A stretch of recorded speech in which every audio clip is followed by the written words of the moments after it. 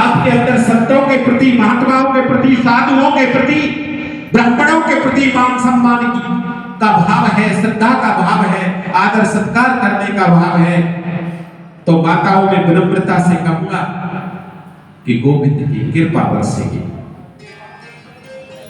आप अपने घर पर साधु संतों को, मैं तो कहता हूं ऐसे ऐसे श्रीमान जी, ऐसे महात्मा आपके यहाँ संत रह रहे, बार त्योहार पर, अमावस्या पूर्णमासी पर सत्संग कराना चाहिए, बुलाना चाहिए, वचन सुनने चाहिए। संत के तो कहते हैं ना, संत को कुछ भी ज्ञान नहीं हो, संत के आगमन मात्र से ही घर के पाप धुल जाते हैं। उनके चरण कमल गिर पड़ते ही उनके चरण आपके घर में पड़ गए, बस आपके कल्याण हो गया। वो चरण ऐसे ही नहीं, भाव से आपकी श्रद्धा होगी, आपका भाव होगा, और आपका भाव नहीं होगा, आप अपनी पैसा वाली नहीं जाएगा कोई संत, कोई महात्मा तुम्हारे घर। प्रेम से बोलना पड़ेगा। इसलिए माताओं, फिर से मैं आपसे निवेदन करूंगा कि काल प्याल मुख त्रास त्रास निर्नाश हेतवे श्रीमद् भागवतम शास्त्रम कलौ कीरेण भासितम। आप और हम एक बहुत बड़े अजगर सांप के मुंह में बैठे हुए हैं, बहुत बड़े अजगर सांप के मुंह में, और वो जब मुंह बंद कर लेगा तभी काल के ग्रास बन जाएंगे। काऊ ना पतो कब कौन बनवे भागे। इसलिए माताओं, बड़े बड़े प्रोजेक्ट बनाने की, बड़ी बड़ी प्लानिंग करने की चिंता सिर पर मत लो, माथे पर मत लो, बस चिंतन करो कि तुम्हारे घर के जो काम काज नहीं, तुम्हारे पति की जो व्यापार की गाड़ी है वो कैसे चलेगी, उसमें ब्रेक भी आता है, परीक्षा ली जाती है ब्रेक आकर के। आप स्वयं विश्लेषण करेंगे कि मैं तो बहुत दान करती हूँ, पुण्य करती हूँ, संतों को घर पे बुलाती हूँ, फिर भी मैं गरीब हूं। यह आपके मन में प्रश्न आता है, आएगा भी, लेकिन वो मेरा गोविंद तुम्हारी परीक्षा लेता है बार बार। अच्छे व्यक्ति की तो ज्यादा परीक्षा लेता है, क्योंकि अच्छे व्यक्ति को जिम्मेदारी भी तो ज्यादा सौंपी जाती है, फिर परीक्षा में जब खराब उतर जाता है तो। प्रेम से बोलिए। तो आपको क्या नहीं करनी चिंता। आप यहां बैठी हैं, आप घर की चिंता कर रही होंगी, बहुत कर रही होंगी, भैंसे याद आ रही होंगी, खेती याद आ रही होगी, भयंकर बारिश हो गई, अनाज की चिंता हो रही होगी। मेरी माओ, कभी पक्षियों ने चिंता नहीं की,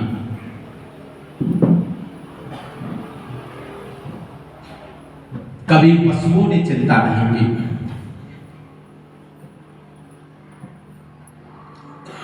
मेरे प्रभु ने पानी की, भोजन की, उनकी भी व्यवस्था की। किसी ना किसी को किसी ना किसी रूप में भेज देते। तो आप चिंता क्यों करती हो? आपकी सबसे बड़ी बीमारी है, कोई कैंसर की बीमारी नहीं, कोई बीपी की, शुगर की बीमारी नहीं, आपकी सबसे बड़ी बीमारी चिंता की है। जिस दिन इस चिंता को आप छोड़ दोगे, जड़ से खत्म कर दोगे, चिंतन करें साहब। महाराज जी, चिंतन कैसे करें? ये चिंतन होता नहीं। कभी पियर याद आता है, कभी टेंशन याद आती है, कभी पड़ोसी ने जमीन, कोई केस याद आता है, पड़ोसी ने जो केस कर दिया। अरे इन केसों का समाधान, जिसने तुम्हारी जमीन को हड़प दिया उसका समाधान, और पता नहीं कि आपकी जमीन किसी ने हथिया भी दी, उसमें भी तुम्हारी क्या भलाई छुपी हो। लेकिन आप चिंता करेंगे, मैं छोड़ूंगा ही नहीं। अरे ऐसी चिंता करने करने वालों के खेत बिक गए और घर के आदमी धीरे धीरे कम हो गए। इसलिए आप चिंता मत करो। मेरा निवेदन है हाथ जोड़ के, तो क्या करो, उस गोविंद का ध्यान करो, उसका चिंतन करो। प्रेम से बोलिए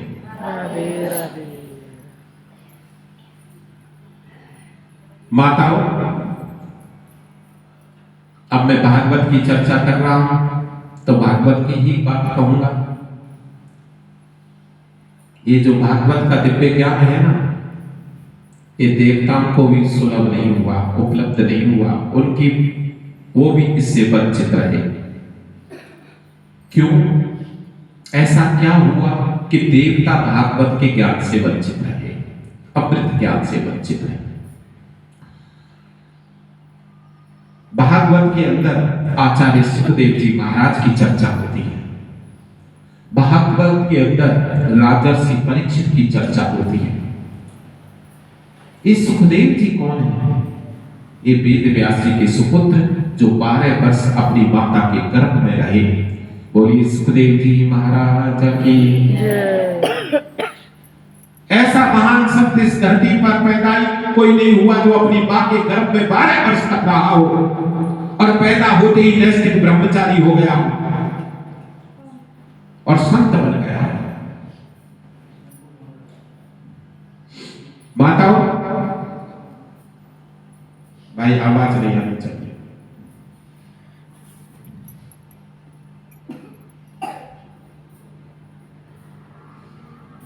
सुखदेव जी महाराज जब राजर्षि परीक्षित को श्रृंगी ऋषि का श्राप लगा कि 7वें दिन तक्षक नामक सर्प के डसने से उनकी अकाल मृत्यु हो जाएगी, 7वें दिन, तो सुखदेव जी महाराज जैसे तैयारी होती है ना, भागवत कथा होती है तो तैयारी होती है, पंडाल बनाते हैं, व्यासपीठ बनाते हैं। तो सुखदेव जी को व्यासपीठ पर बिठा के कि राजर्षि परीक्षित को भागवत का अमृत पान कराना है, इनकी मुक्ति करानी है। देवता लोग अमृत का कलश लेकर के दौड़े दौड़े भागे भागे चले आए और कहने लगे, ये भागवत का अमृत पान हमें करा दो और ये अमृत का कलश राजर्षि परीक्षित को पिला दो। अब उल्टी बात की ना देवताओं ने। मेरी भागवत के अंदर यहां गरीब से गरीब और अमीर से अमीर, अलग अलग वर्ग के, अलग अलग संप्रदायों के लोग भी बैठे। कोई भी चुपचाप आकर के पीछे बैठ के श्रवण करता है तो कोई मना ही नहीं। लेकिन कोई ये कहे कि इसको तो ये चीज खिला दो और ये जो अच्छी चीज है ये मुझे दे दो, ऐसे कैसे होगा साहब? सुखदेव जी को शक हुआ कि देवताओं के मन में कपट है, छल है। देवता छल कपटी हैं, इन्होंने दधीची को ही नहीं बख्शा, तो क्या किया जाए? तो उनसे कहा, साहब हम आपको भागवत अमृत पान नहीं कराएंगे, आप धोखेबाज हो, बिना स्वार्थ के कोई काम नहीं करते। तो दौड़े दौड़े देवता लोग ब्रह्मा जी के पास में गए। ब्रह्मा जी को कहने लगे कि ये बताओ साहब कि ये भागवत इतनी बड़ी है या धर्मशास्त्र बहुत सारे लिख रखे हैं संस्कृत में वो बड़े हैं? ब्रह्मा जी ने तराजू हाथ में लिया, एक पलड़े में भागवत रख दी और एक में सारे धर्मशास्त्र रख दिए माताओं, और पलड़ा पकड़ लिया। भागवत का पलड़ा नीचे और धर्मशास्त्रों का पलड़ा ऊपर। मैं आपको कहना चाहता हूं, ये भागवत में इतनी वजन है, इतनी ताकत है, इतनी क्षमता है। अयम ये पोथी नहीं है, अयम ही साक्षात श्री कृष्ण।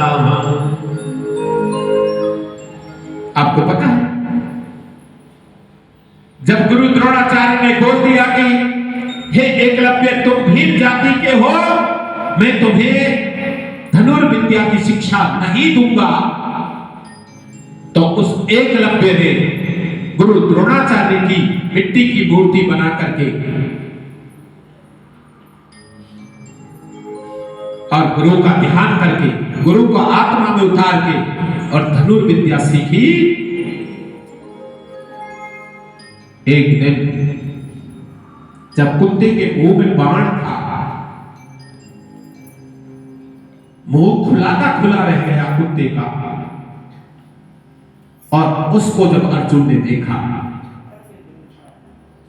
अर्जुन घबरा गया, डर गया कि मेरे गुरुजी ने तो कहा, हे अर्जुन मेरा पुत्र अश्वत्थामा भी तुमसे बड़ा धनुर्धर नहीं होगा। मैं प्रतिज्ञा करता हूं मेरा शिष्य अर्जुन उससे ऊंचा धनुर्धर कोई नहीं होगा। मेरी माता और गुरु की प्रतिज्ञा देखिए। गुरु ब्रह्मा गुरु विष्णु गुरुर्देवो महेश्वरा गुरु साक्षात परब्रह्म तस्मै श्री गुरुवे नमः। ध्यान मूलम गुरु मूर्ति पूजा मूलम गुरु पदम मंत्र मूलम गुरु वाक्यम मोक्ष मूलम गुरु कृपा। गुरु की कृपा होती है तो मोक्ष मिल जाता है। मैं विनम्रता से कहूंगा आपसे कि अर्जुन घबरा गया था। अर्जुन अपने गुरुजी के पास में गया, चारों तरफ डोरा पिटवाया कि ऐसा कौन धनुर्धर हो गया इस धरती पर, पता लगाया। एकलव्य को बुलाया, पूछा आपका गुरु कौन है जो ऐसी आपको विद्या दी है, जिसने मेरे अलावा ऐसी विद्या देने वाला इस धरती पर ही नहीं है कोई, कि आप ही हो मेरे गुरु। द्रोणाचार्य जी से एकलव्य कहते कि आप ही हो मेरे गुरु, कि हमने तो आपको कभी सिखाया नहीं, पढ़ाया नहीं कि ये आपकी मूर्ति है श्रीमान जी, देखिए गुरुदेव मिट्टी की मूर्ति। तो साहब गुरुजी ने सोचा जब मेरी प्रतिज्ञा का क्या होगा, मैंने जो प्रतिज्ञा की है कि अर्जुन से बड़ा नहीं होगा, तो पता है क्या कहा, तो शिष्य फिर गुरु दक्षिणा भेंट कीजिए कि गुरुदेव आज्ञा दीजिए, आप आदेश दीजिए गुरुदेव, आदेश आप जो आदेश देंगे मैं पालना करूंगा। मेरी माओ अपना अंगूठा काट के गुरु जी के कहने पर, जब अंगूठा नहीं रहेगा तो वो कैसे खींचेगा, कैसे तगड़ा धनुर्धर रहेगा। गुरु द्रोणाचार्य ने गुरु दक्षिणा में अंगूठा मांग लिया और दे दिया।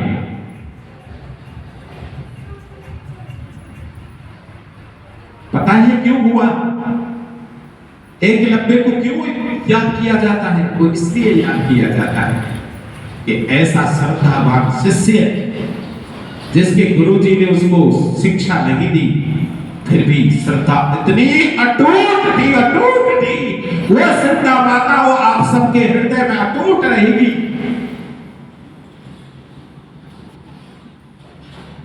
तो आप भी एकलव्य बन सकती हो।